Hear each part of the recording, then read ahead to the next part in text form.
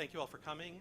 And for any of you who are on furlough, we thank you for coming and know that you're here because you personally find it interesting and are grateful for your taking the time to do this. So our discussion today is about broadband investment. And we know that the entire digital economy runs on connectivity, and where the types of investments that are made and the amount of investment affects the future of connectivity. And of course, companies planning those investments are sort of only making their best predictions about where they think demand in the market will go. And it's a mix of wireline and wireless and last mile and middle mile and everything else. And so we're going to talk about all of that today to think about how to think about investment in sort of the broadest sense. And we have a great panel to talk about it. I'll just go quickly down the line. You have their bios, which you should read. So to my immediate right is Rob Alderfer, who's Vice President of Technology Policy at CableLabs, which is the global innovation and R&D consortium of the cable industry. And you're actually an engineer, right? I'm not an engineer, but sometimes I play one. Sometimes he plays one.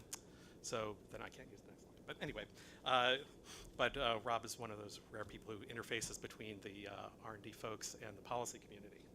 That's true, right? That is true. Yes, right. So, and to his right is Michelle Connolly, who is a professor of the practice at Duke in the economics department at Duke University. She has also been the chief economist at the FCC, among many other things. To her right is Sarah Oh, who is a senior fellow at the Technology Policy Institute, and she's doing lots of great work. I encourage you all to pay close attention to the papers that she's coming out with and her career, because you will be hearing a lot from her, not just today, I mean over time. And to her right is Amy Young, who is a research analyst at Macquarie Bank, and she has been studying the cable, satellite, and media industry from the investor's perspective for about a decade. So we have a lot of experience here. We're not going to do opening statements. We're just going to sort of have a discussion. But also, Rob and Michelle do have a few slides that they're going to use when it's appropriate.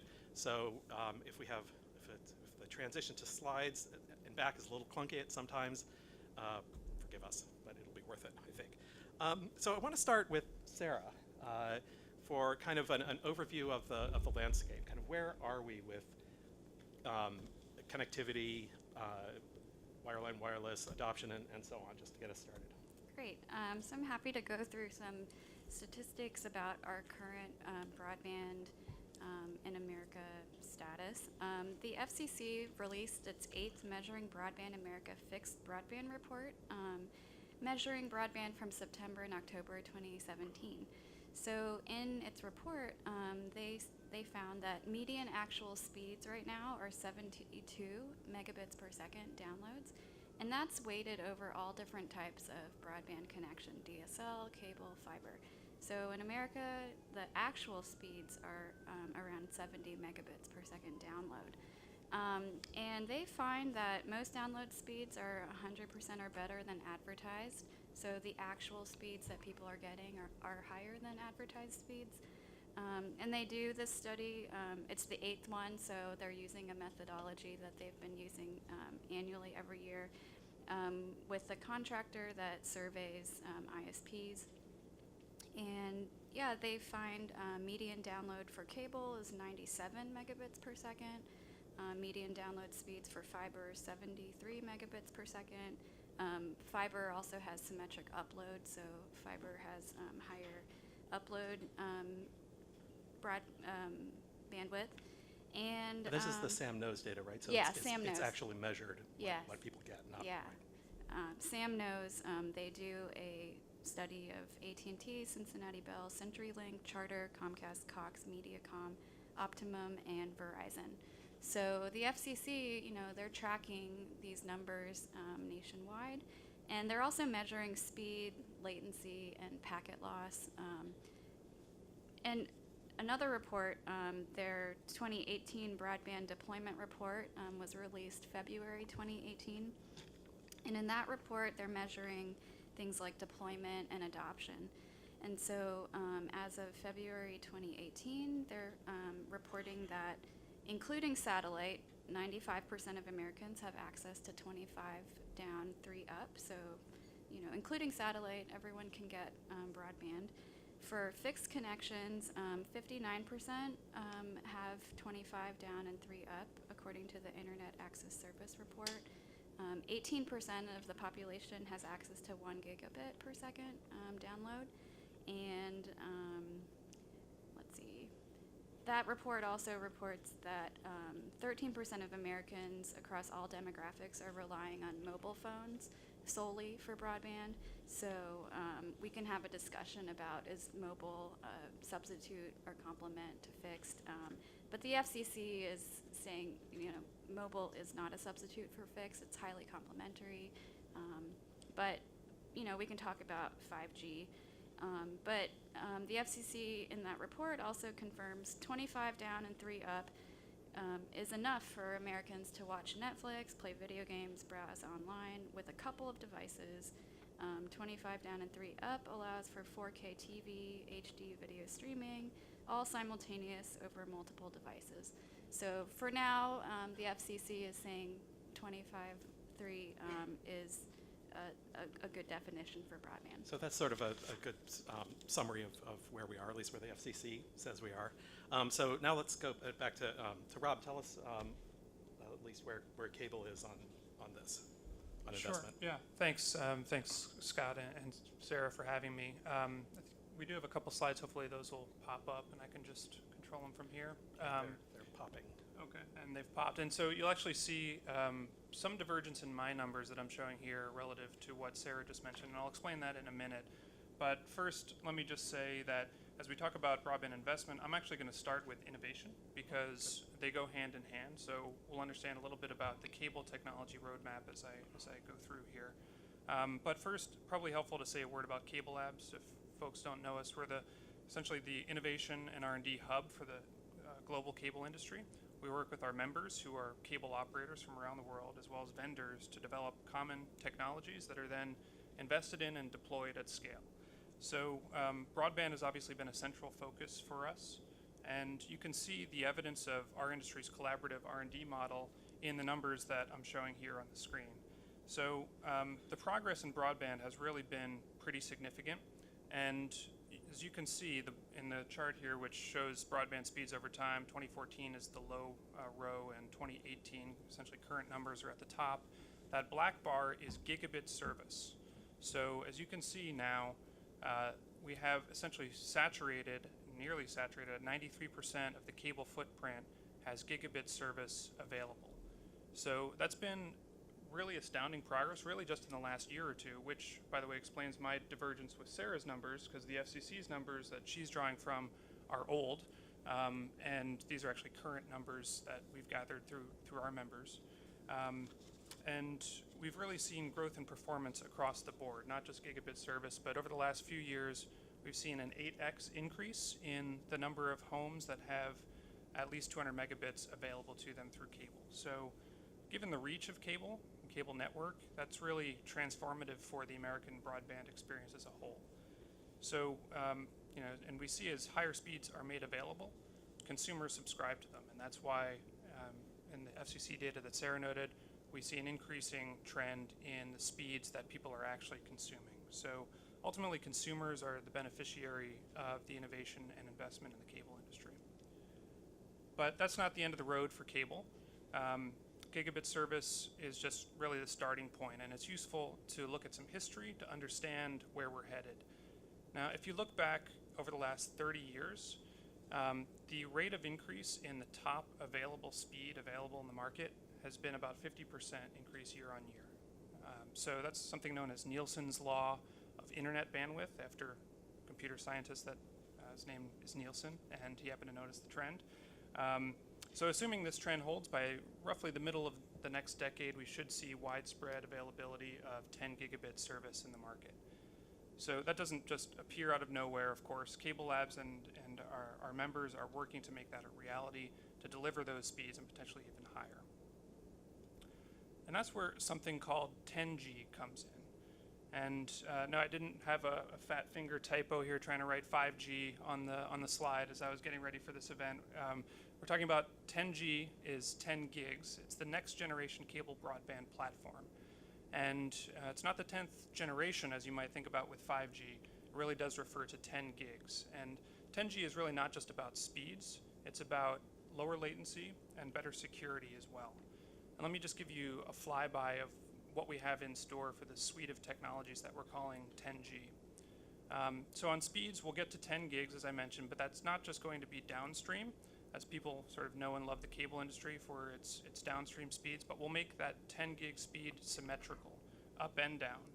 And we do that through a technology that we call full duplex, or FDX, 10G FDX. And essentially what that technology does is it allows the whole cable network to be used for upstream and downstream transmission simultaneously. And we do that through smart interference cancellation. So it's really transformative in terms of how the cable network operates. So we're pretty excited about that. You finally had a good saying 10G, and now you've got to like add letters after it.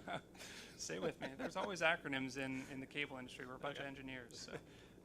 So I promise no more acronyms for this next one. On latency, really, latency is becoming more important to consumers. We see huge growth in speeds, and that makes latency more apparent for people in terms of the broadband user experience. So we want to get to millisecond latency on cable with 10G, and that'll enable really responsive network and a range of new applications as well. So there's speed and latency. We also have better security. Wait, can I just ask a question about latency? So latency is the round trip from the computer to and back, right? That's right. So where are you measuring it to? I mean, you can have millisecond latency, but only so far because we can't change the speed of light. So where does it get measured? Where is this millisecond? Where is it measured? So that millisecond latency that we're and I targeting. guess what is the current rate? How much of an improvement is that? Yeah. So the way we think about it is what's sort of the 99th percentile of latency on average. If you sort of take the whole distribution, what do you look at the 99th percentile? Right now, that can be as high as about 100 milliseconds. That's sort of a rare case, but you can see that. More common is about 10 milliseconds on the cable network now. So we're going to take that down even further to about 1 millisecond, and that's on the cable network. So, of course, the internet is a network of networks, and when you're consuming content on the web, it's coming from some other network to your internet service provider, ultimately into your home. And so there's some things that are not under the control of the ISP, but on the cable network piece, and I think really all networks are looking at latency as important. We want to reduce that latency, and we hear a lot about low latency with 5G as well, and so there's a lot of complements there. So on the security side, we also want to make the network simple and more secure for consumers. The network itself, the cable network, has always been secure. The traffic is encrypted, and we use public key infrastructure to ensure the integrity of devices on the network. But as consumers attach more and more devices, it becomes a more complex environment for people. So everyone needs to be their own CTO at home now, and we want to make that easier for people. So we have an approach that we call micronets within the 10G framework that will essentially use AI, artificial intelligence, to automatically set up and segment the network. So if a device is compromised on your network, it won't affect the other devices on the network, and it won't affect the broader internet to the extent it can today. So that's sort of the flyby of what we have in mind for 10G, or at least the highlights. There's a suite of other technologies that you can learn more about by going to 10gplatform.com or CableLabs.com/10G. But that's kind of where we see the future of the cable broadband platform from a technology perspective. Now, this conference is about investment, so let me say a word about that. In terms of what 10G will mean for investment, well, actually, as we see it, even though the experiences we think will be transformative, the investment will be roughly steady as she goes. We've seen historically a pretty steady rate of investment.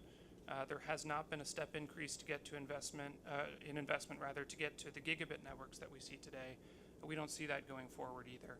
So you can see on the chart here, this is cable capital spend by region. The blue bars rather are the North America figures, and those are obviously bigger than the rest, in part because the reach of the cable networks are broader here in North America. So you've as you see in the history, and these are nominal dollars, so they do increase slightly over time, but there's not a big step increase in investment. One thing I will say about what we see in terms of investment trends in the industry is a shift in the mix of what we're spending on. I think there's been a decline over time in the investment that's put into consumer premise equipment and more investment in the network. So the share of investment on CPE, on things like boxes, is going down. Investment in the network is going up, and that makes sense as people, consumers tend to value their broadband connectivity more than they do their set-top box, for example. So that's sort of the broad trends and how we see ourselves getting to 10G. But it still raises the question. Let me just ask one question quickly. Yeah. So investment is you expect to be more or less steady, and that seems consistent with other things I've read. And so is the DOCSIS 3.1 transition is mostly complete, right? No, you're using acronyms. Yeah, I know. But yeah. If the upgrade is mostly complete, does that mean this the 10G, as you're calling it, is done in terms of the investment side, or there's still more to do to I mean, what additional what is left to do to get there? So the beauty of the cable platform is that it allows for success-based capital. So everything we do on the cable network is backward compatible. So you don't need a whole lift the hood, replace the engine at the same time. You're right, DOCSIS 3.1 is broadly deployed now. That's what's enabling the gigabit networks primarily that we see that are out there. But as we do that, it's a switch not just in the electronics, the cable modems and some of the network equipment. We also are driving fiber deeper into the neighborhood. So right now the cable network we estimate is about 80% fiber actually. People call it the hybrid fiber coax network, and we're becoming more fiber all the time. So that trend will continue. And there's also new technologies to deploy within the network to get to the symmetric speed. So the full duplex, the FDX technology, is sort of the next generation of cable. So if you want to talk about cable generations, we're actually at the 6th generation with 10G FDX.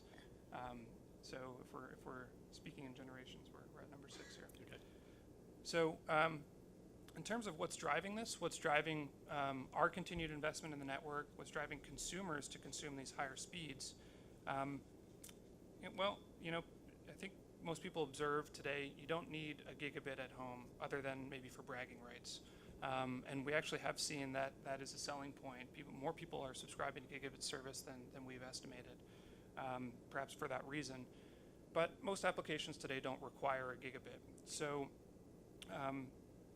it's really more in the tens of megabits, and video is really the primary application that we see online, just in terms of the sheer tonnage on the network. Cisco estimates that somewhere between 80 and 90% of all traffic on the internet is video in its various forms.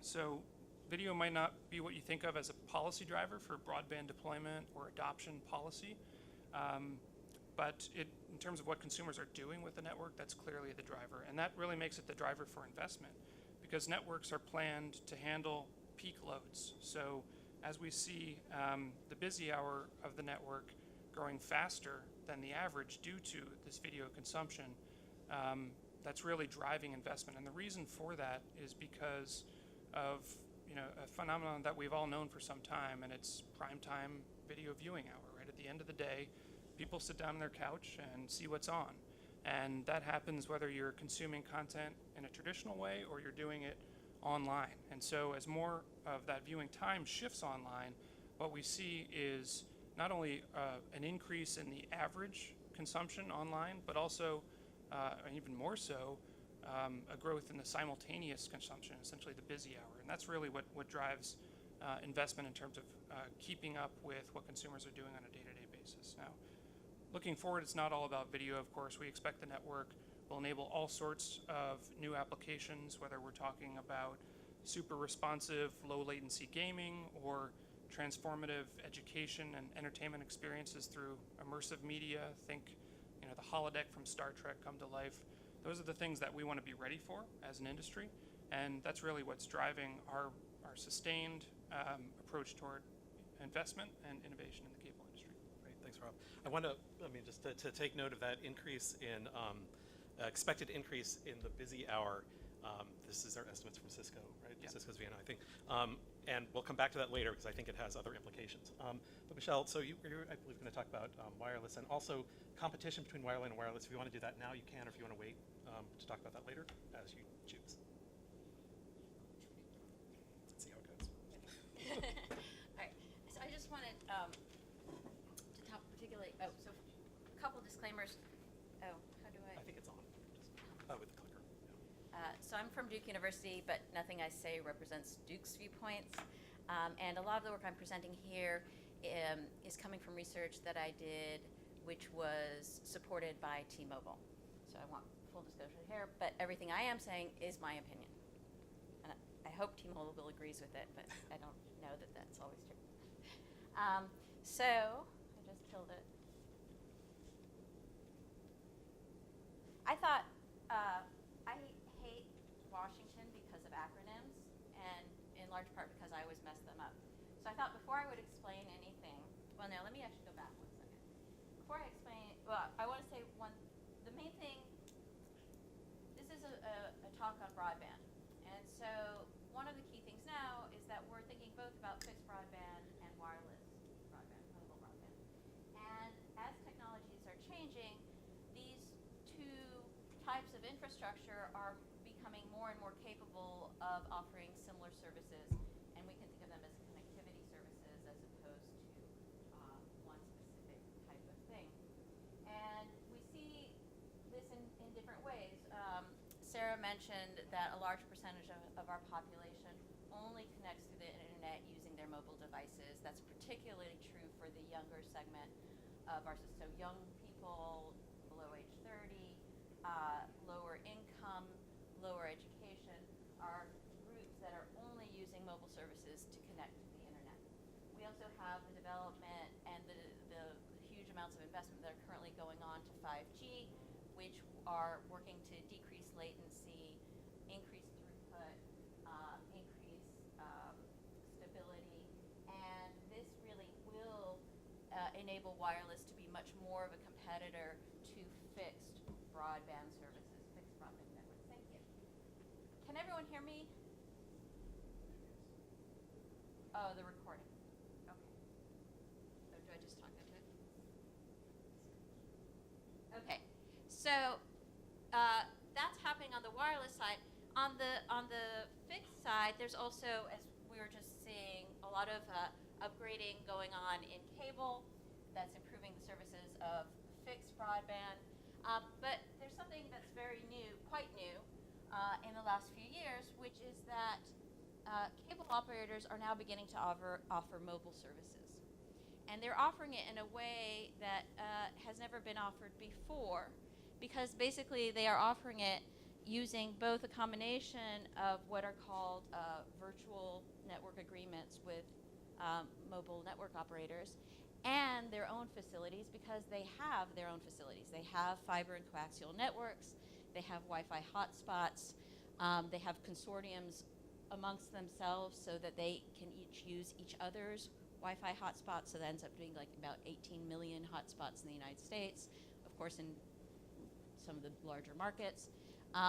And some cable operators, including Comcast, are also starting to purchase spectrum, which is a clear indication that they are seriously investing in wireless. And you can see this, that in the 600 megahertz auction that we had, or you may have heard it as like the incentive auction, Comcast was the third largest winner in that auction. They spent $17.8 or $17.2 billion in that auction. All right, so here is my little graph to help with the acronyms. And also because I think it's a really good way of understanding how this is changing the competition between those who have the wireless networks and those who have fixed networks. So we have the mobile network operators, so this, Verizon, AT&T, T-Mobile, Sprint. They obviously sell directly to end consumers, but there's also excess capacity. And so it is profitable for them to have agreements with what are called mobile virtual network operators, MVNOs, who themselves have no facilities, but they essentially purchase wholesale from the mobile network operators and resell the services to end consumers. So for example, TracFone, you've probably heard of, that's one of the largest ones. And oftentimes, these MVNOs are targeting particular types of population, and it's profitable for them to do that, not as profitable for the large MNOs to do that. So it has something to do with scale and targeting of marketing that's going on here. And so this has kind of been the traditional thing that we have seen, where MNOs are selling both directly to consumers and selling it wholesale to mobile virtual network operators. Now, only starting in 2017, April of 2017, so that's why I'm saying only recently. This is very, very recent. Only at the end of April did the first cable operator start using an MVNO agreement with, so in this case it was Comcast with Verizon, to offer mobile services. So they launched in April of 2017 and began serving to their end consumers.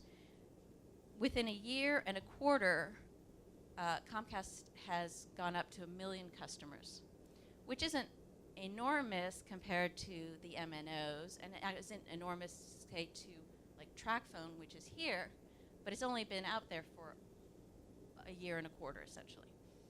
And then the thing that's interesting about this, so the hybrid, and so I'm calling them hybrid mobile network operators. Hybrid in the sense that they are acting both as a traditional MNO, which is reselling reselling access to the wireless network, but they are also able, through their Wi-Fi hotspots, to download a lot of content or data traffic, pass it on their fixed network, and then pass it on. They're also, in certain instances, able to bypass the wireless network altogether if their consumer happens to be at a Wi-Fi location.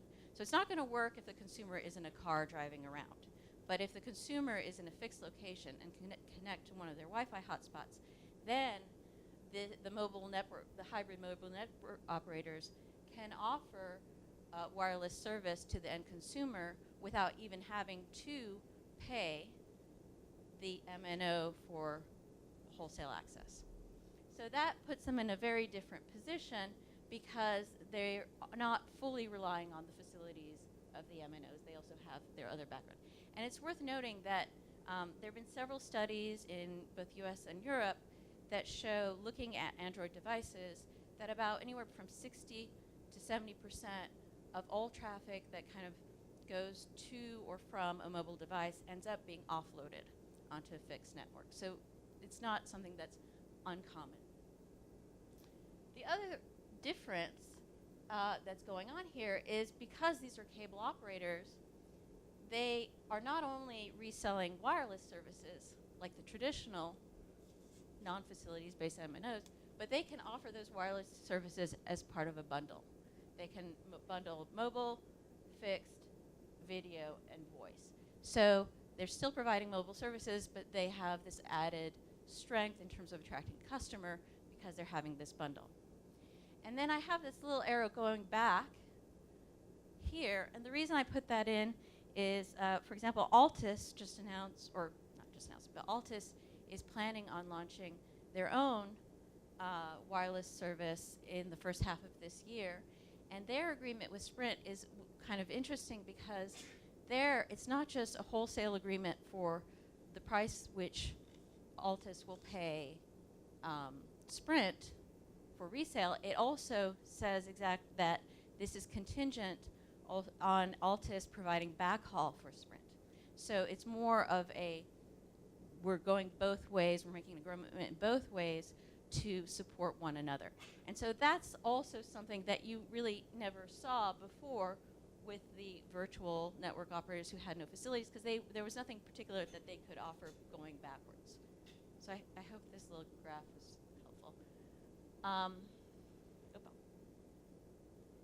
Okay, here I just want to give you a sense of the magnitude of this change, because it really is it's a sea change in the sense of we're all used to mobile services, but we've never really thought about this happening in this way before. It's changing the competitive landscape, and well, it's really changing the competitive landscape because the cable operators are much stronger operators with scale, with a lot of facilities. So here's the timeline. Comcast was the first one, April. They already have 1 million wireless subscribers. Currently, in order to be a wireless subscriber, you also have to be a Comcast fixed broadband subscriber. But notice they pass 57 million homes. So anyone that they pass could also become a Comcast fixed broadband subscriber and mobile subscriber at the same time. And technically, there's no real reason why they couldn't also bring in a wireless subscriber without the fixed broadband. That just happens to be how they're launching the service. Charter only started June 30th, so it's been exactly 6 months. I think, I'm not entirely sure, but I think they've added 21,000 customers. But the key thing is that these are the numbers of customers these Charter and Comcast currently have in millions, and how many of them already subscribe to bundles, just to give you a sense of the value of the bundling. But what I'm most interested in is the households passed. Charter passes another 50 million. So just between those two cable operators, we're talking about 100 million consumers, households who now have a new choice, at least one new option in terms of a provider of mobile services. Altus is planning to launch by the second half or end of first half this year.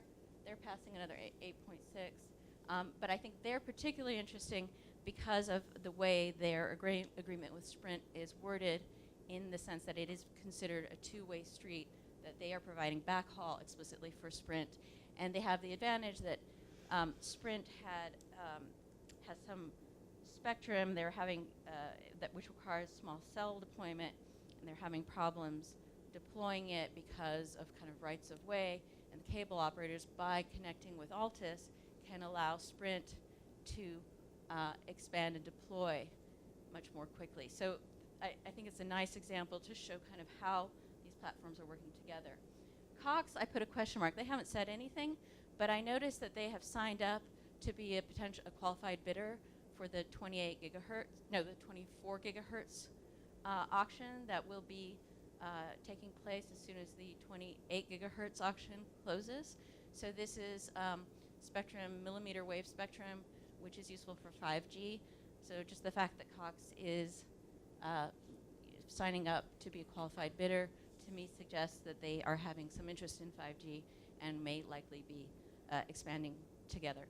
But if we look just at these four, we're talking about over 127 million households passed. I think that's my list. Oh, this is just fun.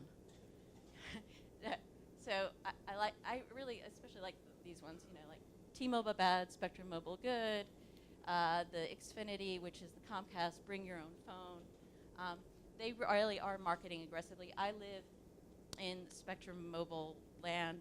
I'm actually a subscriber not to Spectrum Mobile, but to Spectrum. And about every 2 weeks, I get a letter from them saying I could save 40% if I switch to Spectrum Mobile. So this is very serious on that end. So that's all I wanted to say in terms of this aspect. But it's showing that we're having a lot of investment, both by the cable operators, and then on the wireless side with the 5G, there's tremendous interest in purchasing spectrum, in deploying the small cells for 5G, and in large parts because both are concerned about each other taking their markets, because it's really it's becoming one market. So increasingly substitutes? Increasingly substitutes, yeah. And I think a lot of this investment is almost defensive, that if anyone stops moving, they're going to be losing market share. So it's not just for the fun of it, right? And so substitutes, they're both substitutes and complements, increasingly substitutes, to what extent is the 10G a response to 5G, and to what extent is, I don't know, you didn't say accelerating investment in 5G, but is work in 5G a response to what cable is doing, and other telcos, fiber? Well, I think 5G is useful both for traditional wireless services, but it will certainly make mobile broadband better as well. So it helped. There are multiple reasons to want to invest in 5G from the perspective of the wireless companies. But the increase in speed, the increase in or decreases in latency, all of those things means that wireless will become much more of a full substitute for fixed, or can become more of a fixed substitute. But the flip side is also it's going to create excess capacity, and there's a lot of network slicing. So there's a real need then to use that. And 5G, because it's small cells going over kind of short distances, backhaul becomes even more important. So this interconnectedness between the wireless networks and the fixed networks isn't going away. And I think what we're eventually going to see is really hybridization of these networks, and more agreements to work together on those things. Actually, I think that may be a good transition to Amy, because so far this has sounded like all good news. Your comment there about excess capacity would probably be great news for consumers, not necessarily for industry. But there are lots of other issues, and Wall Street may see all of this very differently, and maybe not. So, but Amy, tell us what your perspective.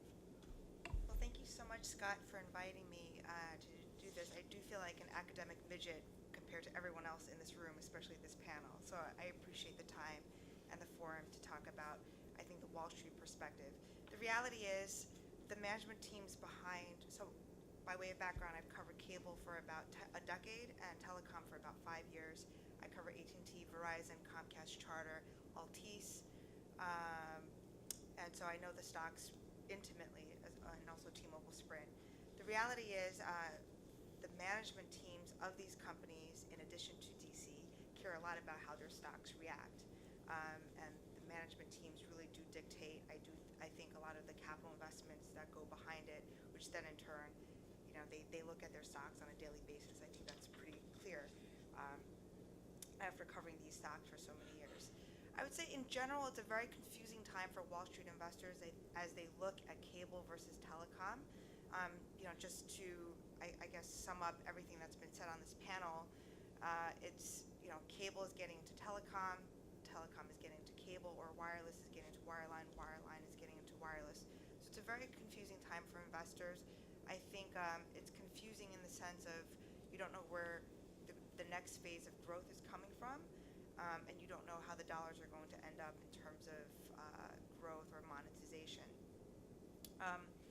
Something that we do talk a lot about is 4G, or this concept of 5G, and obviously it's bringing cable and wireless closer and closer together. So I do think, in short, it's been blurred lines from an investing standpoint. I think I know this panel is really about investment. I would say investors are very scared of creeping CapEx. I think the management teams behind AT&T, Verizon, T-Mobile, Sprint. T-Mobile and Sprint are probably an exception right now. Altice, Comcast, and Charter are very careful on keeping CapEx very stable as they continue to reap operational efficiencies and pivot away from video. I do want to throw out a couple statistics out here, covering both cable and telecom. The average household spends about $300 in terms of their wireline and wireless spend. Obviously, that number is not growing. So I think for cable and telecom, it really pushes this idea of, okay, how do I capture more of that 300, right? So for cable, which let's just say is averaging 150, how do they get some of that wireless spend?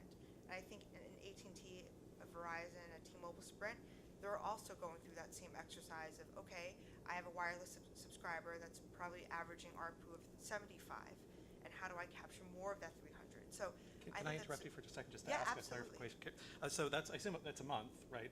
That's a monthly ARPU number. And is the assumption then that 300 that's where it's going to be, that consumers have no additional appetite for spending more on this kind of connectivity? You know, broadly speaking, I think we've all seen what happens with Silicon Valley and, you know, Amazon, and, you know, from a consumer perspective, I think it's a great time, right? Because consumer pricing keeps on going down. It's a great time to be a consumer. So, in short, I think that $300 number, I think if you asked most CEOs of the companies that I follow, that number is not growing. And if it's growing at a modest pace relative to inflation. So they're really fighting over a fixed So they're pie. really fighting, and you know, you have to think cable came from, if I speak too quickly, I apologize, it's a function of you. But anyway, you know, cable is coming from a standpoint where video penetration peaked at 92%, and it's all the way down to 80, right? So on the video side, they're grappling with that $300 leaking away into the hands of a Netflix, an Amazon, a YouTube, so on and so forth. On the broadband side, broadband penetration is now at 80, and I'm sure Michelle and Sarah will talk to this, but it's probably going to peak at 90 before we start really debating or having a healthy debate around mobile substitution, pure mobile substitution. So again, I think that $300 number probably over the next 3 to 5 years stays relatively steady, and I think for the companies that I follow, it's really about capturing more of that $300, right? Which goes at the heart of all of the slides that I think Michelle put up, right? Like, how do I capture that wireless customer if I'm cable? How do I capture that video or wireline customer if I'm wireless? And if they're increasingly competing with each other, and if there is excess capacity, I should even ask what that means. Maybe you want to Yeah, take so that first. I do think, you know, a couple of interesting scenarios that's been out there in the marketplace is, again, this idea of wireline and wireless convergence, so blurred lines. You know, it was well articulated in the press that Verizon looked very carefully at perhaps buying Charter. I don't think that we've seen that in the U.S. yet, or maybe you have with AT&T buying TCI. But, you know, I think in 2017, 2018, it's interesting that you have a telecom company potentially buying a cable asset, right? And I think it speaks to not only the importance of having a residential footprint, but also this idea that in a 5G environment where there is small cell densification, that you need that fiber backhaul. So it kind of ensures or checks off those two boxes. Whether or not we'll continue to see that remains, it's kind of up in the air. We'll see what happens with T-Mobile Sprint, which is, they've been out there talking a lot about how they're going to offer 25 megs to about 100 million households. So they're also going after that residential customer. But we'll see. I think, Wall Street is carefully watching how the M&A landscape is going to shift post T-Mobile Sprint, and whether or not you will see a wireless player like Verizon go after cable. Yeah, I mean, from what you said, the T-Mobile Sprint merger, it doesn't get them any additional wireline. It doesn't get them any additional backhaul, right? And you're saying that's more Right. what you're looking at going forward.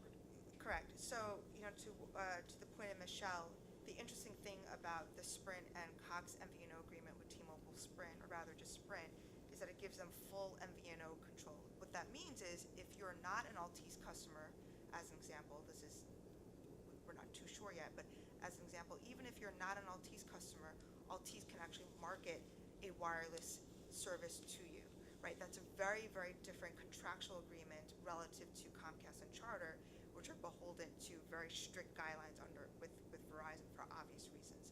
So, again, I think, let's just for argument's sake say that T-Mobile Sprint does close in 2019.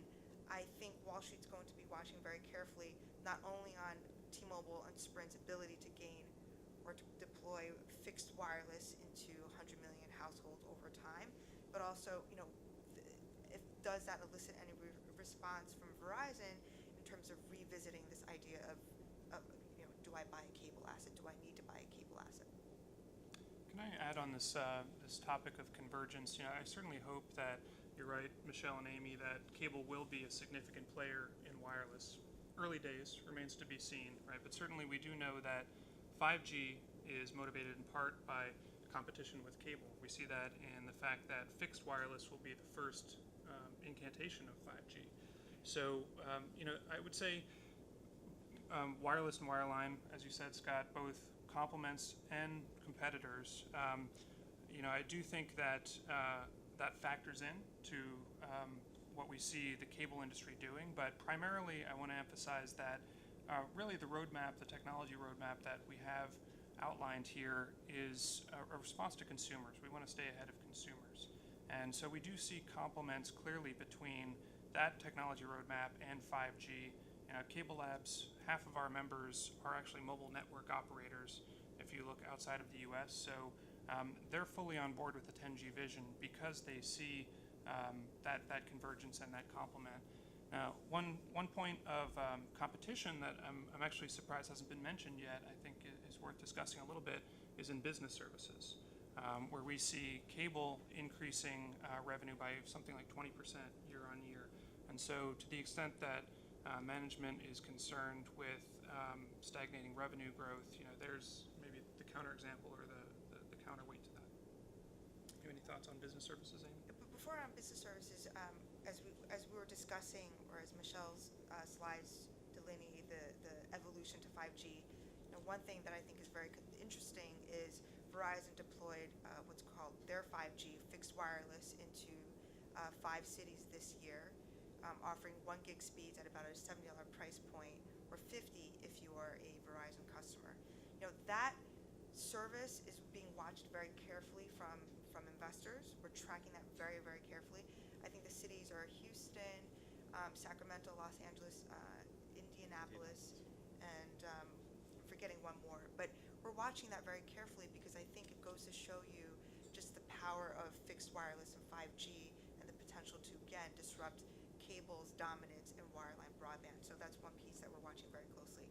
On business services, I would agree with you. It's been it's been a double-digit grower for cable. The one knock that cable has, or the one disadvantage that cable has over wireless, is that they obviously don't have a nationwide footprint. But I do think that over time, we'll see if that resolves itself through any of these partnerships. But yeah, business solutions or business services has been a big growth driver for cable. Rob talked about the sort of expected relatively constant level of investment for the cable plant. I know Amy or Michelle or Sarah, you have thoughts on what wireless investment is likely to be? Because using millimeter wave spectrum for 5G or for anything really requires huge investments. Is that kind of what people are expecting? I mean, I think that's what people are expecting. That seems to be in the plans. Whether or not that actually ends up happening, but right now, almost everyone is saying they're going to do strong investments in 5G. Certainly, T-Mobile and Sprint, the merged company, is suggesting a huge investment in that, and we're seeing everyone, including Dish and including the cable operators, showing interest in 5G. So I think there will be a lot of investment. Amy, is that what you're sort of projecting? I would probably have to agree with Rob when we talk about, on the cable side, I would say CapEx efficiency has improved tremendously as cable companies pivot away from video and into connectivity, and simply being, CPE is probably a third of CapEx budgets. So on the cable side, I think over the next 5 years, I think CapEx is going to be relatively stable. We just heard Comcast talk about CapEx intensity actually coming down a touch for 2019. We heard that this morning. On the wireless side, I would say, it's important to always remember that AT&T and Verizon are heavy dividend payers, and AT&T is going through a massive deleveraging process post their acquisition of DirecTV and Warner Media, which was $55 and $85 billion. So you do the math on that. I would say the two companies that stand out, to Michelle's point, really is T-Mobile, Sprint. I think even as consumers, you've been able to notice that Sprint's network is vastly behind AT&T, Verizon, and T-Mobile. And so I do think that from an investing standpoint, people do expect that Sprint will eventually catch up, and even more so if T-Mobile ends up buying them. Let me ask a question. I don't know that there's an answer to this question, but so right now we're in the middle of or probably towards the end of the 28 gigahertz spectrum auction, and it seems to be kind of asymptoting at about $700 million total, which is about a penny per megahertz pop. It's hard to compare that to lower band spectrum because you need such bigger blocks of it at the higher end. But does this price tell us anything about actual demand for? I mean, it tells us something about demand for millimeter wave spectrum, but can we compare it? How do we compare it to demand for lower band spectrum, and what does that say about 5G and this type of 5G anyway? Well, so I've been looking at that, and I think there are a lot of. One of the big issues is that the current auction has pretty small bandwidths or small amounts, and it's already known that the next auction is coming right after and may have better kind of traits for those who are bidding. So there may be that may be influencing something. Also, the FCC is putting out a lot of spectrum at once, much more quickly than I think they've ever done it before, and so that may be lowering prices. But it's still good. I mean, No, it's great. I'm thrilled. But all these things may be lowering prices somewhat. And there also is some talk about both licensed and unlicensed use, and that may be also impacting the demand for the licensed spectrum. So I would say we can't really tell, or at least I can't tell at this moment exactly what that means. I can't either. Yeah, that's a really interesting point on as long as we're talking about spectrum convergence between licensed and unlicensed. That's something that we see growing, certainly from the cable industry. Unlicensed spectrum has been really how people experience the cable broadband network through their Wi-Fi connection. So we've put a lot of work into making sure that technology is as good as it can be, so that consumers can really realize the gigabit speeds that they have, whether they're in their home or elsewhere.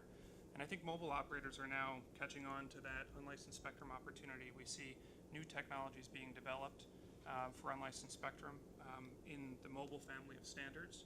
And I think we're going to see an increased emphasis on unlicensed technologies being integrated into mobile, perhaps another example of how these two worlds are colliding. And I think that adds some emphasis around the importance of unlicensed spectrum policy as well. I'm going to ask about something that always gets into sensitive issues. But so with this, the point on that side, I wanted to come back to the projections that busy hour traffic may be increasing, and it looks like from Cisco's figure that the gap between traffic during peak times and non-peak times grows, which means in principle that the excess, how much extra you have to build the network to deal with the peak times as opposed to all other times also grows. And of course, as we know, there isn't only one way to deal with additional traffic. You can also use pricing, right? And then that goes back to the question we used to talk about some years ago about, maybe you don't want to call it congestion pricing, but time of day pricing. I mean, there are other ways to manage investment.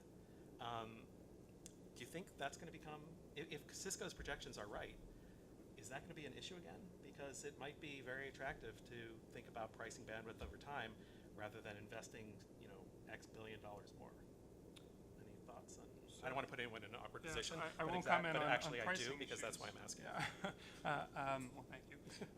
So I won't comment on pricing issues. We don't work on that at CableLabs. But I will say that the capacity that we're building in the cable network is well ahead of where consumers are today. So I don't see that as a real threat, a real issue at the moment, given that we have gigabit coverage across 93% of our footprint. That's roughly 80% of the U.S. population. That's a lot of capacity out there. So that's where the when we say that there's nothing really that uses gigabit speeds right now, it's not that anyone will need gigabit speeds. It's more of it's more of this capacity issue going forward. Is that kind of what it's for? Or what you expect it to be?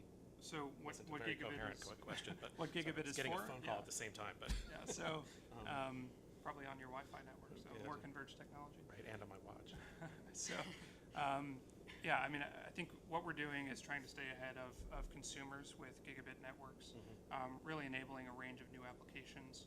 And, consumers will do with the network what they like. We want to enable them. We want to enable application developers to take advantage of that platform. Do you think the same is true in mobile? And also then, Amy, I assume investors would love to see more use of pricing than Yeah, so CapEx. Wall Street loves sensitive topics, so I'll chime in. I think investors love talking about cable and their broadband pricing power, but the reality is the biggest risk in investing in any cable stock or telecom stock is always regulation, because investors don't know how to handicap regulation. And I'm sure Sarah and Michelle will talk about net neutrality next. But from my standpoint, I think cable investors would love to talk or dream about broadband pricing power. But the reality is, I think cable companies are very, very careful on pushing broadband pricing too aggressively. And for sure, throttling has become a bad word. Now, two different sets of standards, because on the one hand, cable companies are very scared of throttling or network management. On the other hand, I think that's very much so part of the daily practice for wireless companies, right? And so even though the vast majority of Americans at this point are on unlimited packages, throttling is still a common practice being used by most telecom carriers. But I'm sure with net neutrality going back and forth, and shame on me, I still don't know what's going on, but that's all up for debate, right? And it gets even more confusing as wireless goes into wireline and wireline goes into wireless, and you have this whole idea of 5G and fixed convergence. I mean, just one thing I wanted to add, one of the big issues about 5G is that it's going to have much, much greater throughput than anything we currently have with wireless. And so that, again, is going to help with any issues of congestion. Many different activities can be done within the same area or the same license area. So that should, I think we're always worried about these problems, but technology has a way of moving forward, dealing with a lot of them. That's true, but there's also... I was just feeling philosophical there. Yeah. Right, but I mean, economics has a lot to add to this kind of thing, and we tend to... Yeah. And It's economically motivated. Policy doesn't like it. Yeah. Yeah, and just to pipe up about the state of mobile, so I did have other statistics on mobile broadband speeds. So, we haven't seen 5G come out yet, or I'm not familiar with the fixed wireless capabilities, but at least right now, actual mobile broadband speeds are, they're around 20 megabits per second, and the FCC is reluctant to set like a standard for mobile broadband. Some people have said it should be 10 down, 1 up. It should be the same as fixed, 25 down, 3 up. But because mobile networks are managed so differently than fixed, the FCC says we don't have enough data from mobile networks to be able to set a definition for like latency or speed. Well, hopefully they never will set a definition, in my Yeah, opinion. yeah. I don't like definitions. That's just me. But that raises a good question of, can anyone explain what, with both of these networks, 10G and 5G, what exactly will be different for consumers or businesses than today? I mean, we hear things, there'll be much more capacity, but we also hear that maybe it's an Internet of Things network. An Internet of Things network might just require kilobits of data to be transmitted, not video, right? But then extra capacity is also what's touted. I mean, and I know we're talking about the future, so nobody knows what really is going to happen, but what are we preparing for? It's a tough one to answer, really, because we don't know what application innovation and what consumer demand will be in the future. Really, when it comes to the network, it's a platform for a range of new things to transpire and new innovations to happen. So, I think we could be looking at experiences like, as I mentioned before, immersive media. So, instead of having a flat screen on your couch or in front of your couch, you might have I want one on my couch. you might have essentially what looks like an image projected right in front of you. So this is something called light field technology that we're working on at CableLabs. And as I mentioned earlier, the holodeck, this is essentially holodeck technology that can be brought into your living room, where really you can have a range of either two-way interactions, sort of have a telepresence-like experience, or it can be more of an entertainment experience. And this sort of thing could be used across a range of applications. The Could be holodeck education. always leads to disaster. Aren't you scared? Well, you won't be able to step through it. Yeah. So, that's the sort of thing that actually, as a cable industry, we want to encourage, because we're building these huge pipes. So we want people to build the technology that'll fill them up. I do want to go to questions, audience questions in a few. Scott, can I just chime in and give Yes, the please. audience an interesting statistic? When adoption happens, it happens very quickly. So smartphones, smart speakers rather, has been a big focus for a lot of investors recently. And I'm sure, I don't know how many of you have this in their room, in their house, but a third of Americans suddenly have a smart speaker in 2018. I'm sure if I told you that number, that number is staggering, right? I think 2 years ago, that number was like 5. So, everyone at this point, Amazon is pushing these Alexa devices so quickly. So even before you even talk about holograms or artificial intelligence, there are really simple devices that are being dropped into Americans' lives. And, adoption happens so quickly, right? Because we wake up, it's 2019, and suddenly a third of U.S. households have them. That number is really scary, I think, for a lot of people to even think about going forward. So, when it happens, it's going to happen really quickly. Yeah, I guess when I think about that, I wonder what kind of improvements in technology that indicates. It's an engineering question, but with all the connected devices in your house, you need better management of your inside networks, and some of them, if they're just sending voice data instead of video data back, maybe not so much more on the outside. So maybe that's like more investment in the X1 platform inside the house instead of. I just don't know. What do you think that indicates? What does that suggest about where? We talk a lot about mobile, mobility being so important for consumers, because mobile video is so important. Your life is completely connected on a mobile device. You probably get lower insurance over time, with like health monitoring. But the reality is that residential relationship is becoming more and more important as well, right? So even if you're an Amazon or you're Verizon, AT&T, you want to own that house, that home, that residential home. So, and I think that is just an example of that, right? Because, engagement with Alexa is growing so quickly, you don't want to lose that residential relationship. Let's go to the policy part of this, and what are the biggest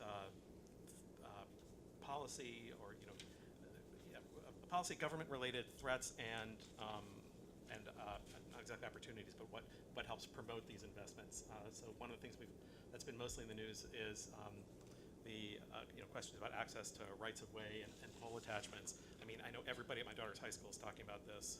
They just won't stop. It's, Fortnite and pole attachments. What does that what do the FCC initiatives like One Touch Make Ready? What does it mean for this? How is it being applied across the industry, and do we expect things like that to make a difference? Well, I think you have the right framing in terms of how can policy promote this sort of investment. That should be the starting point. And I'd say in response at a high level, cable is deployed with private capital, right? So the most important thing that policy can do is to not introduce risk or cost in the deployment of these networks. So when it comes to issues like pole attachments or franchising, local rights of way, that sort of thing, we've been advocating for really a balanced approach. Cable, we are yes, certainly a large incumbent on fixed broadband, but we're also the largest deployer of new facilities, because if you look at the range of our networks and the amount of fiber that we're dragging into them, that's an ongoing process for us, and it will continue. So it's important to do no harm while you're enabling these new deployments. But also, I think there's some fundamental issues that have yet to be wrestled with at the local level when you think about franchising.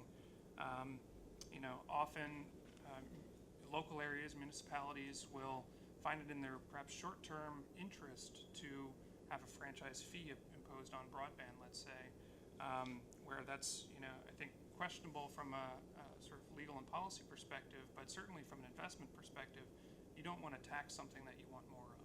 So, that's going to be something that I think we need to wrestle with going forward in terms of how do we operate in a consistent way at the local level to encourage these investments.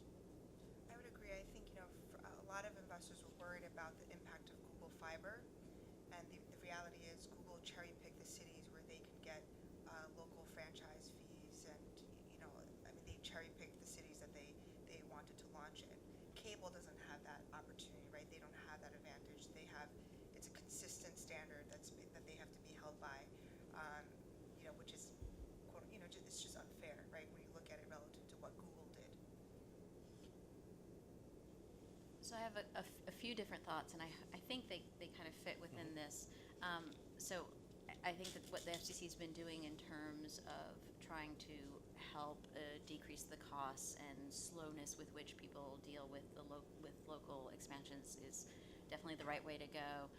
I've also done some work recently before NCTA on looking like the impact of muni and co-op exemptions for pole attachment rates, which literally doubles those rates and certainly decreases like the speed with which and the investment levels as people are going into kind of more rural areas. So that's certainly also a dimension that should be thought of. And then one thing that, part of the reason I had been looking at these, the MVNOs and the hybrid MNOs is that historically the FCC has never considered MVNOs as direct competitors to MNOs. But from an economic perspective, they always were. But the FCC had considered that because they had no facilities, they weren't able to invest and change their services in a way that they could truly compete. The emergence of these hybrid MNOs who are both using agreements with wireless and having their own facilities means that they really are true competitors. And that's, even though it's very recent, it's significant and it's only going to increase. And so the fact that the FCC still hasn't completely brought that into the discussion of what the marketplace looks like, I guess everyone in the regulatory area needs to realize this convergence is occurring. We can't keep using definitions that were created in the 1950s or 60s. I'm probably exaggerating the dates, but those are things I think will matter moving forward.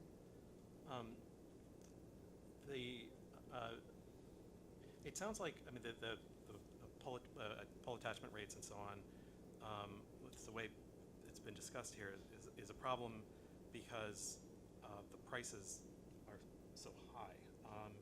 But is that, I guess it depends. I don't know what the nature of the supply and demand curves are, but are they more about, if we lowered them, would that lower costs? How much gets passed on to consumers? How much of it would be able to go into investment? Is there any way to answer that question?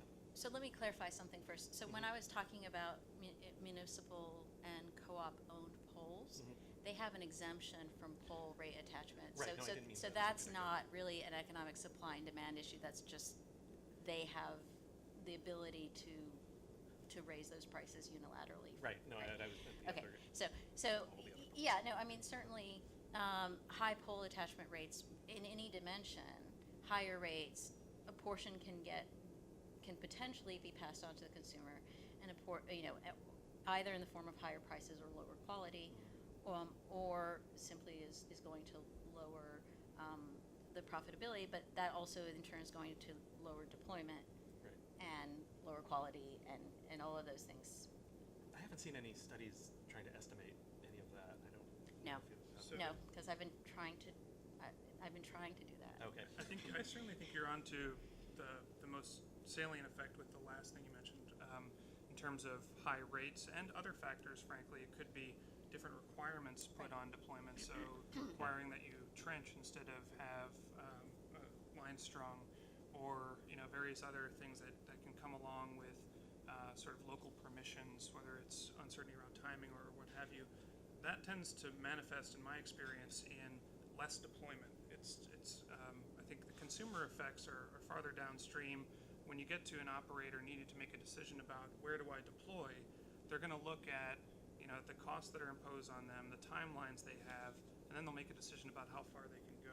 And so really I think that's the most salient effect is these requirements often lead to lower deployment. And sadly, these are oftentimes the rural areas where we're most concerned about the digital divide and increasing access and increasing competition, right? Because that's the margin. So that's where we both want to increase access, period, but also increase competition in that access. We should probably take some questions if there aren't any. Rick. So, Wait for the mic if there. Yeah, there's three.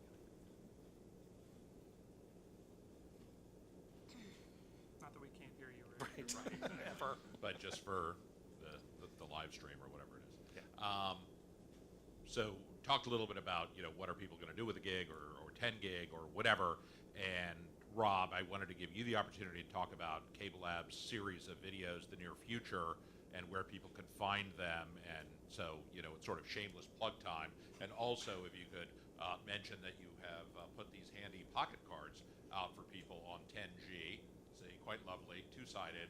Right, Because Rob, if you don't say anything about it, nobody's going to know. So, well, they're they're outside waiting for you when you go outside. But Rob, Thank you for the prompt to be shameless. It's not in my nature, but it is mine. so right. So to get at the question of what do people do with a gig, what will the next generation broadband experience look like? CableLabs produces a series of short films. They're actually really cool and compelling, in my opinion. Called the Near Future. So if you go to CableLabs.com/near future, just Google CableLabs Near Future, it'll come up.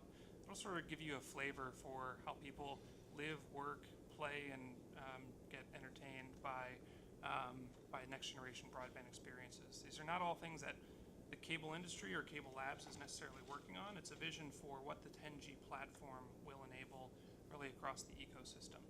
So CableLabs Near Future, check that out. And also, as Rick mentioned, we have little takeaways to learn more about the 10G technologies I've been talking about. You can also go to 10gplatform.com or cablelabs.com/10G. So, I mean, I understand that they're promotional videos, but I assume it says something about what cable thinks the networks will be used for and how what makes it somehow related to the way they plan their investment. Yeah, so, we certainly have deployed a lot of capacity, and that will continue. We're thinking about other dimensions of performance as well. Latency is a big one, reliability, security. How do you make the internet not just the pipes big enough to handle all the things that people want to do, but how do you make it easy for them to do it? How do you make sure it's there all the time for them? So it's experiences like, let's say in your autonomous vehicle that you own in 10 years, you need to go home, and when you park it in the garage, it'll offload all that data that it's been gathering from its driving experience up to the cloud to Waymo or whoever you got your car from in order to incorporate that data, that driving experience, into all the other driving experiences that people have been having that day. That then increases the efficacy of autonomous vehicles and safety and all sorts of good things. Or it's, how do we enable all range of applications so that people can better age in their homes? What sensors do we need? What communications technologies are out there so that people can feel connected even though they're not geographically proximate? Those sorts of things are really the vision for what we have for the 10G platform. But it's not necessarily all things that we're building ourselves. Right. I mean, actually, that's a good point. We've only talked indirectly about demand, and I mean, some of it is this very high-minded things like how do we care for the elderly and so on. But most of the internet is used more for entertainment purposes. And Sarah, we were talking about these other uses that are not necessarily bandwidth intensive, but Fortnite apparently has 200 million users right now, so gaming is increasing. Does gaming require high bandwidth? Very low latency. Yeah, low latency. My son has a Twitch account and he streams while playing these things, so there are problems. Like, Yeah. I can't ever do anything. My Netflix never works. I think it's all my son's fault. It's always convenient. I hope he graduates from high school. Yeah, I think latency is it's maybe the next frontier of performance that people are going to start talking about more. It's certainly something that the the engineering community has been talking about for a long time, and improving latency on the network. That's going to continue. As I mentioned in our roadmap, we have getting down to millisecond latency, really to fix the gaming issues and to make that more seamless, as well as latency across a range of other applications as well. Yeah, and that brings in satellite too, because we've talked about there are headlines like low Earth orbit satellites will be deployed soon, Elon Musk and OneWeb, but then satellite has very high latency. Traditional satellite. Yeah. So that's a downside to satellite. Right. I know I saw another hand. I saw two other hands. There and then there. Hi, Ron English from Ericsson. Interesting panel, so interesting discussion. But there's one piece that I really haven't heard. So when we get to 5G, when we go to 10G, it's no longer about the pipe. The pipe now is big enough for almost anything. The problem is in the home. I mean, people only have one Ethernet connection to a wireless device for unlicensed spectrum. And so people don't have 1,000 wires in their home. So the question is, in broadband investment, will there be artificial intelligence in the home? Will there be more devices to help manage what's in the home to take advantage of the pipe that's connected?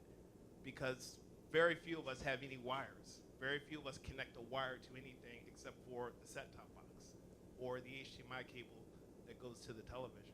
Everything else is always untethered. So where is the investment in the untethered part to take advantage of all the bandwidth that's going to be presented? Yeah, that's a great point, and I think dovetails with something that Scott asked earlier around what can policy do to really assist investment. And this is one area where I think it's actually more than do no harm. It's actually do some good and put more spectrum out there for these devices. We see new Wi-Fi technologies and new mobile technologies being developed to really make that last link to the consumer's devices as powerful as the network itself. There's Wi-Fi 6 coming on board right now that has top-line speeds of something like 12 gigabits per second, so we'll be able to use that full 10G pipe. There's all sorts of technologies to make sure Wi-Fi is more seamless and secure, and more prevalent throughout the home as well, with mesh technologies. So all the technology development is in the pipeline, and the missing link right now is spectrum for these devices, because it's been certainly on the unlicensed side years since we've had any spectrum made available, and there's one opportunity in the spectrum world to really increase capacity almost overnight. That's been languishing for 5 years. It's known as the 5.9 gigahertz band, or some people that are close to this might know it as Uni-4. It's an area of bandwidth that's right next to where Wi-Fi operates today, and in the 5 gigahertz band, which has been unused for about 20 years, and the FCC has been searching for a way to make that available while it coexists with an allocation that's existed there for intelligent transportation systems for some time. Those are still not developed. But this is an opportunity, since it's so close to the Wi-Fi band. Both Wi-Fi technologies and mobile technologies have the radio capabilities to use it today. It is incredibly rare in terms of the spectrum policy world to have an opportunity where you can make spectrum available and it gets turned on almost overnight with software, as opposed to a new hardware development cycle. So. Gosh, you're so friendly as to why this band is not being turned over. I mean, it's allocated for auto use, and the auto manufacturers refuse to lobby like crazy to prevent anything from taking it out of their hands. So, not that I have an opinion. Yeah, well, I wouldn't disagree, but I'll just talk about the benefits in terms of all the things we've been talking about here with technology roadmaps. This is one area where the government can really provide an immediate boost. And I should just mention, like, the 3.5 gigahertz band where the FCC is proposing sharing, where there will be some licenses that are offered on priority access. So they're still secondary to the military, but priority access, and then they're going to have a certain number of these licenses that will be called general authorized access. And so those will be unlicensed use, and the idea is that they will be particularly useful for these kind of short distance communications, the Internet of Things. So that is being put forward and being thought about it by the FCC right now. Yeah, I have nothing of substance to add to what to do about it, but I totally understand the problem. I mean, in my house, we have so many things connected, and I was telling somebody the other day, I had gotten actually something to keep my son from, to control how much time he spent online, and we kind of got it under control, and so we didn't use that thing anymore. And just recently, I discovered that this little thing was still plugged into my network and was basically controlling everything. And I had to dig through my closet to find it, and I'm like just completely forgotten all this stuff that's connected. And yeah, so I don't know how we manage that. It's a big problem. And yeah, right there. Roger Cochetti. I work with private equity in the technology sector, and Sarah O made a very brief comment, which I'd hope others on the panel could expand upon, and that is one piece of the puzzle that has not been discussed very much is the role of these new low Earth orbit broadband satellite networks, of which Elon Musk is probably the best publicized, but from what I could tell, there seem to be about a dozen of them, and Musk, just using his as an example, envisions 12,000 low Earth orbit satellites blanketing every inch of the Earth's surface with broadband connectivity at rates that are competitive with or lower than cable or 5G. And this may be a lot of braggadoglio, or it may be something real, but could any of the panel members talk about which segment of the markets they think this technology will compete in, or whether there's no segment of the market where they think it'll compete? Thanks. I mean, since I was saying to somebody yesterday, since it's Elon Musk, we know that there's a 100% chance that it either will happen or won't happen, as opposed to anyone else, right? It's like Schrodinger's network. But I have no idea. I mean, it would be more networks would be great. Yeah, I would love to do more research on it myself. Like, I don't know I'd be curious to hear if investors have a view on low Earth orbit satellites.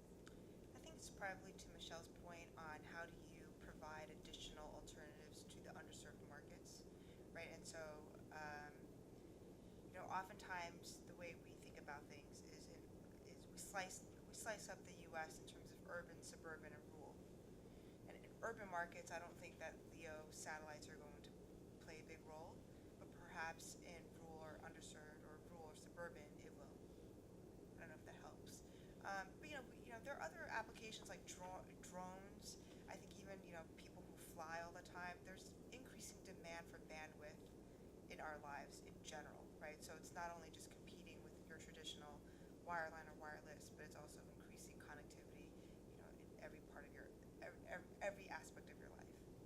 I would just add that Sarah previously mentioned that satellite comes with a lot of latency.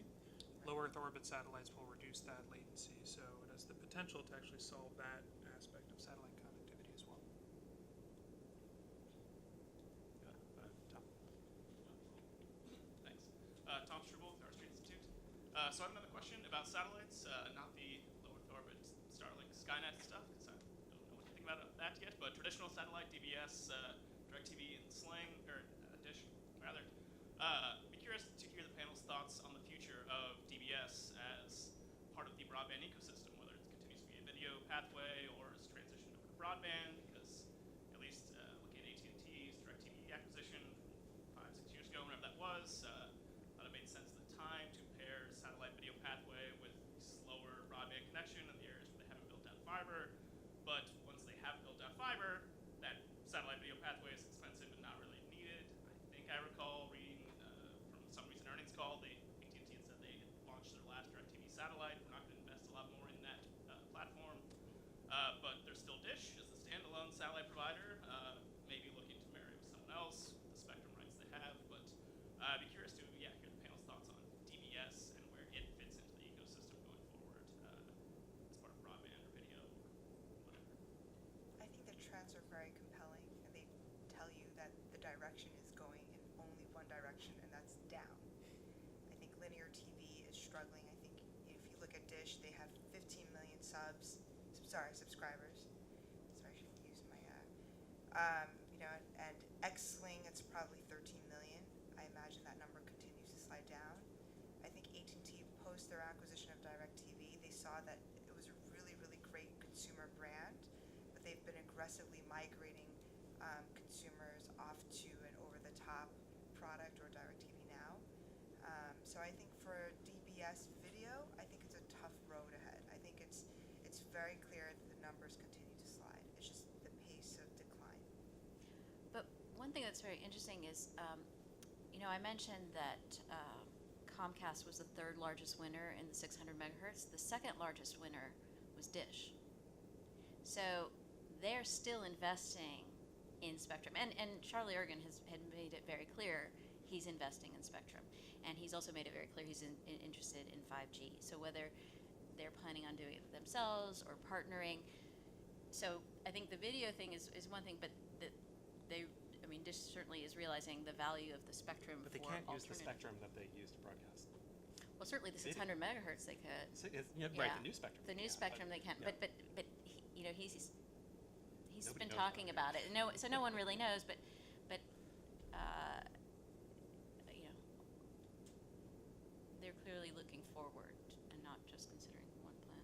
So I would add that when you think about the video business and the broadband business, I think you need to consider them together in terms of the overall economics of deploying networks.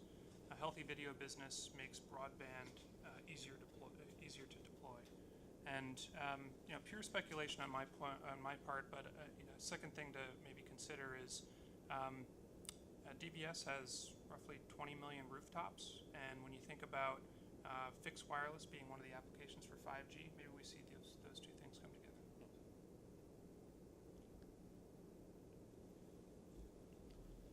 Anybody else?